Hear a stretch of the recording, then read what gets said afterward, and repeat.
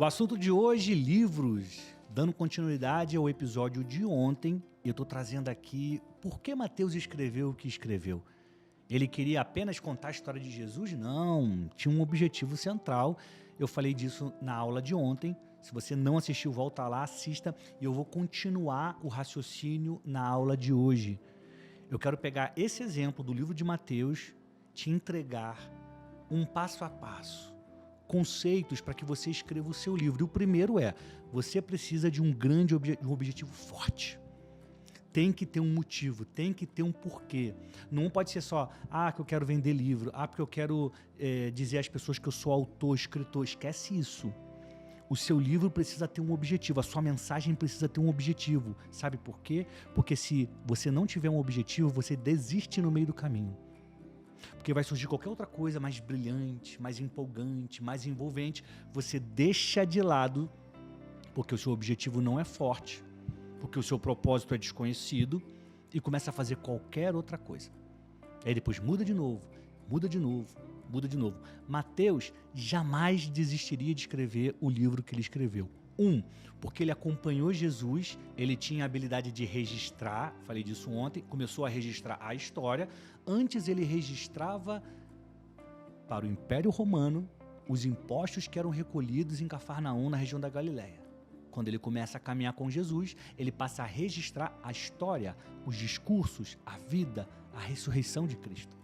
E isso vira uma carta, que é o livro de Mateus que a gente está lendo hoje. Ele tinha um motivo forte: contar às pessoas aquilo que ele sabia. Você certamente tem uma lição, certamente você tem um conhecimento, um aprendizado que precisa ser passado às pessoas. Isso já é um objetivo forte. Todo conhecimento que joga a luz sobre a ignorância, todo conhecimento que traz clareza, leveza, libertação, todo esse conteúdo vale muito a pena ser compartilhado. E eu tenho convicção que você, que é uma flecha, carrega esse conteúdo dentro de você, e é hora de começar a contar às pessoas, tá? Ontem eu parei a nossa aula, numa segunda profecia que eu ia ler. Mateus, ele escreve o livro para provar aos judeus que Jesus de Nazaré era o Messias. E aí eu li 2 Samuel, e agora eu quero ler Jeremias 23, 5. Olha só o que diz a profecia de Jeremias 23, 5. Olha como é forte isso. Pois está chegando o dia, diz o Senhor, em que levantarei um renovo. E aqui renovo está até com um R maiúsculo. Um renovo, um descendente justo, da linhagem do rei Davi. Ele reinará com sabedoria e fará o que é justo e certo em toda a terra, e este será seu nome. O Senhor é a nossa justiça. Nesse dia Judá será salvo e Israel viverá em segurança. Muitas pessoas daquela época e da época de Jesus acreditavam que o Messias seria um libertador político, por conta de palavras como essa. Ele reinará com sabedoria e fará o que é justo. Judá será salvo, a tribo de Judá, de onde vêm os judeus. Israel viverá em segurança. Eles acreditavam que o Messias seria um grande rei, que acabaria com os inimigos, que libertaria. Na época que Jesus vem ao mundo e começa a cumprir o propósito dele, Israel vivia sob o domínio do Império Romano. Tinha que pagar imposto, taxa, tinha que viver sob vigilância dos soldados romanos. Então eles acreditavam que o Messias acabaria com o Império Romano e traria o reino de Deus, o reino forte de Israel. Mas como a gente conhece, e hoje a gente entende a palavra, a gente sabe que não é exatamente isso, que o reino não é da terra, o reino é dos céus. Que a liberdade, a libertação que é dita e prometida aqui, a salvação, não tem a ver com a salvação política, o fim da cobrança de taxas, o fim da cobrança de impostos, o fim das leis romanas sobre o território de Israel, e sim com a libertação do pecado, da morte e a salvação que leva à vida eterna. Esse é o grande propósito de vida de Jesus Cristo de Nazaré, nosso Senhor, nosso Salvador. E é isso que ele veio fazer e fez. Muitas pessoas confundiram o objetivo dele. Mas hoje a gente entende que a promessa não era sobre uma libertação política, e sim uma libertação espiritual. E Mateus, na hora de escrever o seu livro, ele vai deixando claro que Jesus era descendente de Davi, porque no passado já se dizia que o Messias seria da linhagem de Davi. Seria descendente do grande rei Davi. Um outro ponto que eu quero compartilhar, muito importante, outros cumprimentos de profecias. Olha só, além de deixar claro que Jesus era descendente de Davi e de Abraão, e ele abre o livro com a linhagem para provar aos judeus: olha, para de bobeira, acredita aqui, ó, tem provas suficientes de que Jesus é descendente de Davi e descendente de Abraão, e as escrituras dizem que o Messias seria descendente de Davi. Tá aqui, ó, tá tudo certo, vocês podem confiar nele. Esse era o objetivo de Mateus ao escrever o livro. Agora, olha isso aqui, ó, cumprimento de profecias, Mateus 1:22. Olha o que diz. Olha como está o detalhe na escrita dele. Mateus 1:22 diz assim. Ele está dizendo assim, ele está falando sobre o nascimento de Jesus. Ela terá um filho, e você lhe dará o nome de Jesus, pois ele salvará seu povo dos seus pecados. É a conversa que o anjo está tendo com José, pai de Jesus, o pai biológico, né? E na sequência, Mateus escreve: tudo isso aconteceu para cumprir o que o Senhor tinha dito por meio do profeta. Vejam, a virgem ficará grávida, ela dará à luz um filho e o chamarão Emanuel, que significa Deus conosco. Então ele conta a história de Jesus e reforça embaixo que era o cumprimento de mais uma profecia em relação a ele. Tamanha preocupação que Mateus tinha de deixar claro que Jesus realmente era o Messias. Jesus realmente era o enviado de Deus. E ele queria que mais pessoas acreditassem nisso. Por isso ele vai botando provas atrás de provas. Agora, olha Mateus 2:15. Naquela mesma noite, 14, José se levantou e partiu com o menino e Maria, sua mãe, para o Egito. 15, onde ficaram até a morte de Herodes. Cumpriu-se assim o que o Senhor tinha dito por meio do profeta: do Egito chamei meu filho. Mateus está mais uma vez falando: olha aqui, mais uma prova. Lembra que o profeta falou que o meu filho sairia do Egito? Pois é, Jesus, depois de nascer, teve que fugir e ficar no Egito, e ficou lá até que Herodes morreu, depois que ele volta. Tem mais uma, tá gostando? Tá aprendendo bastante aqui na aula de hoje? Coloca sim nos comentários. E a gente vai ler Mateus 4, versículo 14. Antes disso, eu quero te pedir para você curtir esse vídeo. É muito importante. Com um simples clique, você está dizendo ao YouTube que esse conteúdo é bom e deve chegar a mais pessoas, tá? Curte aqui. Inscreva-se no canal se você ainda não está inscrito. Um clique gratuitamente, automaticamente você se torna meu aluno e minha aluna aqui no Novo Dia, o programa que eu apresento toda terça e quarta, 7 horas da manhã, para que você se torne uma flecha.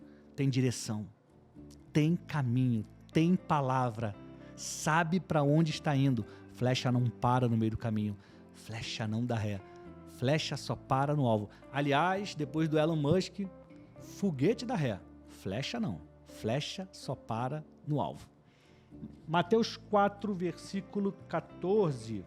Eu vou ler o 13. Saindo de Nazaré, mudou-se para Cafarnaum, junto ao mar da Galileia, na região de Zebulon e Naftali. Agora o 14. Cumpriu-se desse modo o que foi dito por meio do profeta Isaías. Na terra de Zebulon e Naftali, junto ao mar, além do rio Jordão, na Galileia, onde vivem tantos gentios, o povo que vivia na escuridão viu uma grande luz, e sobre os que viviam na terra, onde a morte lança sua sombra, uma luz brilhou. Mateus, para convencer os judeus de que Jesus era o Messias, começou a registrar o cumprimento das promessas na vida de Jesus. Vocês não acreditam em Isaías? Vocês não leem os rolos de Isaías? Na época, fala rolo, que a folha era enroladinha assim, né? Não era um livro como a gente tem hoje. Então, para ler o que Isaías tinha escrito, eles tinham que desenrolar o papel. Então, rolos. Não está escrito. A tradição oral não diz que ele falou isso? Pois é. Está acontecendo, aconteceu. Foi com Jesus de Nazaré. Mas uma profecia dos antepassados cumpriu-se na vida de Jesus. Então, esse é o objetivo do livro de Mateus. Ele tinha um endereço: escrever para os judeus. Agora a gente começa aqui a falar do seu livro, do seu objetivo. Ponto número 1, quem é o seu público-alvo? Para quem você está escrevendo o livro? Ah, Daniel, não, meu livro é para todas as pessoas. Esquece isso, que é besteira, tá? Ou é ignorância, ou é preguiça, ou você nunca parou para perceber que é necessário endereçar um conteúdo, um livro, um produto para um tipo de público. O livro de Mateus era para um público, os judeus. Os romanos não estão nem aí para a linhagem hebraica dos judeus, nem aí. Os gregos, tão pouco. Mateus, um judeu, escreve para os judeus, recorre à genealogia de Jesus, porque ele sabia que esse argumento ia atingir o objetivo dele junto ao público-alvo dele, os judeus. Qual é o seu público-alvo? Anota aí, público-alvo número 1. Se você não tiver um público-alvo, você não vai conseguir nem escrever direito. Homens jovens, homens adolescentes, mulheres, é para homens e mulheres. O seu livro é para criança. Esse é um grande exemplo. Meu público-alvo é infanto-juvenil. Então, a linguagem vai ser para quem é infanto-juvenil. Vai ter que ter desenho, porque criança, adolescente gosta de desenho. Percebe quando você define o público-alvo, muda completamente o conteúdo? Por isso que essa ideia de que é para todo mundo é errada. Para quem você quer escrever o seu livro, ou então para quem você quer entregar a sua mensagem. Você tem que botar no papel. Por exemplo, o Daniel Brunet, ele se comunica, ele cria conteúdo para pessoas que querem se comunicar melhor. Então, homens e mulheres, adolescentes, jovens, criança, não está nem aí para isso. Mas pode ser homem, pode ser mulher, mas que quer se comunicar. Quem já sabe se comunicar bem, nem vê meus vídeos. Quem não se preocupa com comunicação, não está nem aí para o que eu faço. Então eu crio conteúdo para um público-alvo. Você, que quer se comunicar bem e quer aprender as lições do livro das histórias eternas, ok? Público-alvo deve ser bem definido. Você pode colocar, não, eu quero escrever para homens que querem superar o luto. Mulheres que querem que se tornaram mães agora e precisam aprender a cuidar de uma criança. Público-alvo definido, conteúdo estruturado. Ok? Ponto número 2, né? Primeiro, público-alvo. Número 2, o objetivo. Tá, eu já sei que eu quero escrever para mães de primeira viagem. Qual o objetivo? Torná-las mães que amam seus bebês. Torná-las mães que sabem amamentar. Fazer com que elas sejam fortes e não sofram com o turbilhão de emoções que toma uma mulher pós-gravidez, pós-parto, ok? Então, para o mesmo público-alvo, você pode ter objetivos diferentes. O Daniel Brunet, por exemplo, eu vou ajudar homens com mais de 25 anos que querem se comunicar. Aí eu posso pegar isso e falar assim, não, querem se comunicar no YouTube. É um tipo de conteúdo. Querem se comunicar no TikTok. É outro tipo de conteúdo.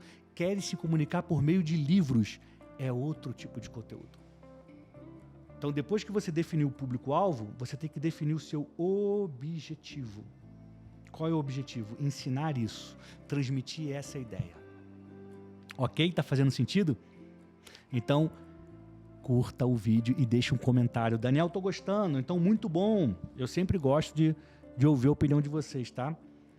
E, por fim, o que eu te incentivo a você ter argumentos fortes. 1, define o público-alvo. 2, define o seu objetivo. 3, tenha argumentos fortes. O que são argumentos fortes num livro? Conhecimento. Mateus se esforça aqui para deixar claro que Jesus é o Messias, descendente da linhagem de Davi. As pessoas não acreditam porque não quiseram, porque não querem. Mas quem é judeu, sabia das profecias, diante disso aqui, como é que pode negar? Os argumentos são fortes.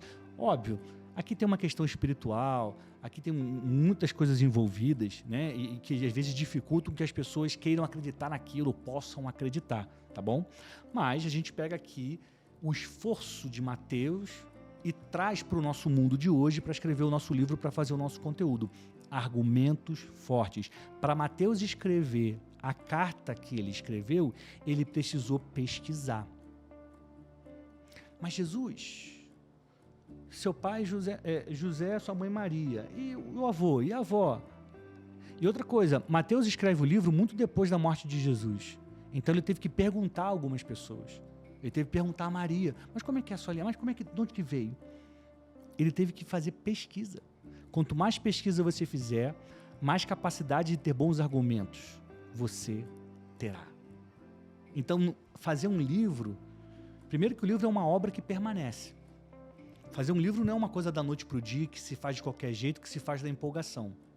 Você precisa se dedicar para fazer algo muito bom, para que as pessoas gostem e comecem a compartilhar umas com as outras. Esse é um dos segredos do livro de sucesso, tá bom? Aliás, se você quer escrever um livro de sucesso, um livro campeão de vendas, inscreva-se no meu curso, Como Escrever um Livro de Sucesso. Aqui na descrição tem um link da página, você vai lá, clica, se inscreve e já começa a aprender hoje mesmo, tá? Se queima no seu coração esse desejo de escrever um livro, a hora é essa, tá aqui o conteúdo disponível, acessível para você, sem barreiras. Hoje mesmo você começa e são 21 aulas. Se você assistir uma por dia, em 21 dias você vai ter o que você precisa para tirar o seu livro do papel e transformá-lo num campeão de vendas.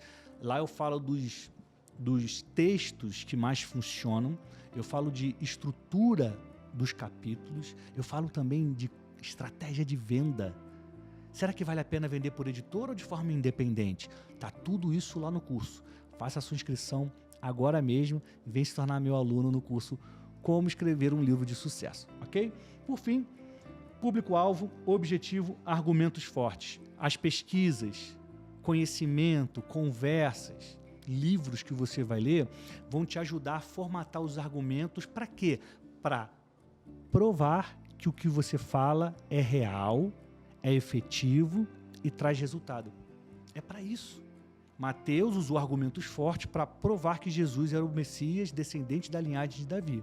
Quais são os argumentos que você vai usar para que o seu conteúdo entre na cabeça, no coração das pessoas? Quando eu escrevi o meu livro Descubra Sua Mensagem e Multiplique Seguidores, que é sobre a comunicação de Jesus, eu mostrei, olha, Jesus é o maior comunicador de todos os tempos. O que ele falou 2000 anos atrás permanece até hoje. Cruzou os séculos, atravessou os oceanos e chegou até a gente. Ele sabia se comunicar. Aí eu começo a mostrar como ele se comunicava e como o mundo de hoje chama o que ele fazia. Por exemplo, Jesus contava parábolas. Para que as pessoas entendessem o que é o reino dos céus, ele contava histórias. Qual é o nome disso hoje? Storytelling. Como é que se faz? Eu ensino no livro. Argumentos fortes, com base em pesquisa, com base em conhecimento. Ok? Se você tiver público-alvo definido, vai ficar muito mais fácil escrever. Um objetivo forte, você não vai desistir nunca, porque você sabe que o objetivo é justo. E 3, argumentos fortes, bem estruturados, vão fazer com que as pessoas aprendam o seu conteúdo, se interessem mais pelo que você está falando e compartilhem o seu livro, o seu conteúdo, o que você fala com outras pessoas. E assim a sua mensagem começa a se espalhar. Maravilha? Então, a gente vai terminar aqui o nosso encontro de hoje. Foram 2 aulas, uma ontem e uma hoje, falando sobre o livro de Mateus. Eu volto em breve para falar do livro de Lucas, tá? Que é também muito importante a gente analisar e pensar por que Lucas escreveu o que escreveu. Qual o objetivo de Lucas? Você já sabe que Mateus tinha um objetivo, falar para os judeus. E Lucas? A gente vai aprender isso no episódio sobre o livro de Lucas, tá? Para que você escreva um livro de sucesso, para que você compartilhe a sua mensagem, para que você seja luz na escuridão. para que nada pare o seu propósito. Quando você descobre o seu propósito, a sua mensagem, e começa a entregar e ver o efeito que ela faz nas pessoas, você nunca mais vai dar um passo para trás. Porque você começa a entender que o que você carrega é valioso. E é valioso.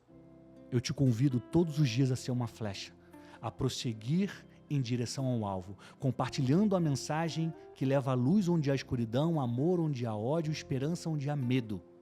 E nós faremos isso até que todos ouçam, até que ele venha. Até a próxima. Eu te desejo saúde e paz, flecha. Tchau.